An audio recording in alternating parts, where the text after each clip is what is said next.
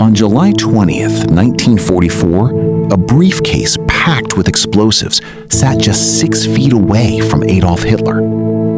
Inside that briefcase, a bomb was already ticking. The man who planted it was not an enemy soldier or a foreign spy.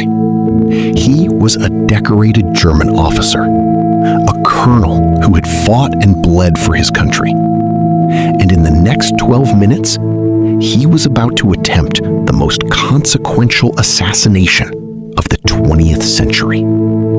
This is the story of Operation Valkyrie and the single freak accident that may have saved Hitler's life and changed the course of history.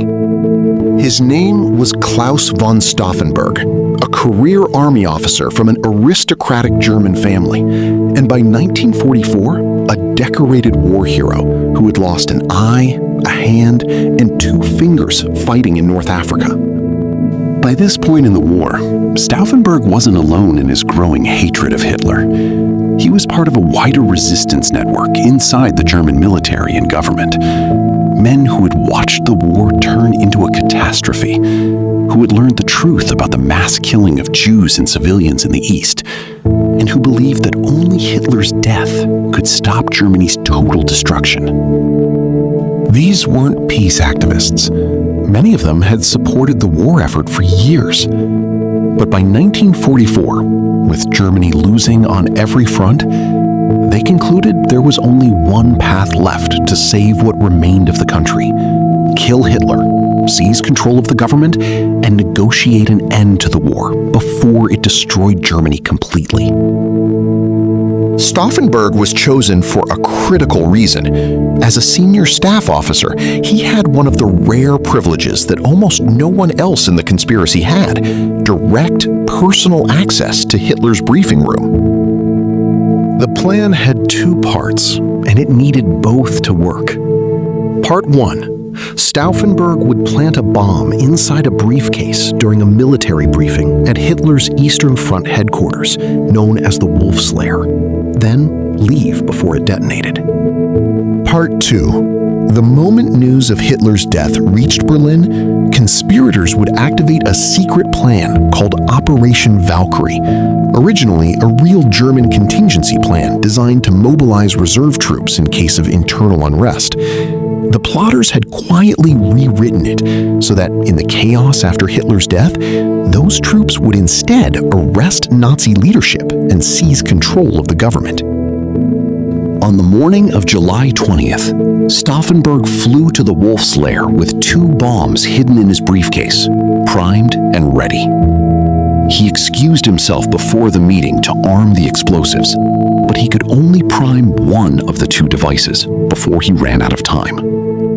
He carried the single-armed bomb into the briefing room and placed the briefcase under the heavy oak table, as close as he could get to Hitler. Then he made an excuse about an urgent phone call and left the room. What happened in the next few minutes came down to one small, almost meaningless decision made by someone who had no idea a bomb was in the room. An officer standing near the table found the heavy briefcase in his way. Without thinking anything of it, he picked it up and moved it, placing it on the far side of a thick, solid table leg, rather than directly under where Hitler stood. That single table leg would end up absorbing much of the blast. At 12:42 p.m., the bomb detonated. The explosion tore through the wooden briefing hut, killing 4 men in the room and injuring nearly everyone else present. Hitler survived. His trousers were shredded, his hair singed, his arm temporarily paralyzed, and his eardrums damaged. But the same table leg that had blocked the blast from reaching him directly had saved his life. Stauffenberg, watching the explosion from a distance outside, saw the hut engulfed in smoke and debris.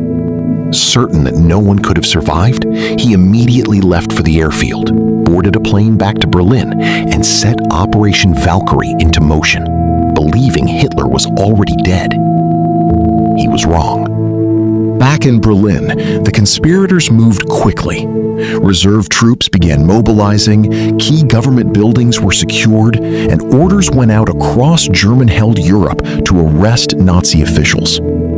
For a few hours, the plan appeared to be working. But without confirmed proof of Hitler's death, hesitation began to spread among the officers being asked to act. And then, in the early evening, a radio broadcast delivered the news that ended everything. Hitler was alive and would address the nation himself. That single broadcast collapsed the conspiracy almost instantly. Officers who had hesitantly gone along with the plan reversed course. Loyalist troops moved to retake control of Berlin. By that night, Stauffenberg and several other key plotters were arrested inside the very War Ministry building they had used to organize the coup. They were executed by firing squad in the courtyard before midnight, just hours after the bomb had gone off. The retaliation that followed was brutal and far-reaching. Over the following months, the Gestapo hunted down thousands of people connected or even loosely suspected of being connected to the plot. Historians estimate that roughly 200 people were executed in the purge that followed July 20th, a number that included not just active conspirators, but family members and associates swept up in Hitler's fury. Hitler would go on to survive nearly 10 more months of war, months that saw some of the most devastating fighting and killing of the entire conflict, before he finally took his own life in a Berlin bunker in April 1945. Historians still debate what might have happened if that briefcase had stayed exactly where Stauffenberg left it. Would Operation Valkyrie have succeeded? Would Germany have surrendered months earlier, saving millions of lives on both sides? Or would a new power struggle among the conspirators have simply prolonged the chaos in a different form? We'll never know for certain. What we do know is that history sometimes turns not on grand strategy or overwhelming force, but on something as small as a heavy briefcase being moved a few feet to the side of a table leg.